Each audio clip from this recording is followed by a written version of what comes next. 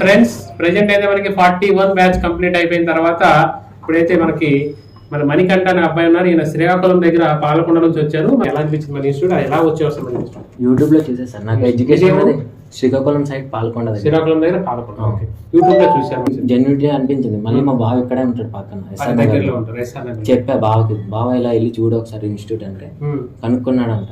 బాగుంది, జాయిన్ అవరా అని చెప్పారు. సరే అని వచ్చి చూసా, నేను డెమో క్లాస్ చూసా, బాగా చెప్పారు, బాగా అర్థమైంది.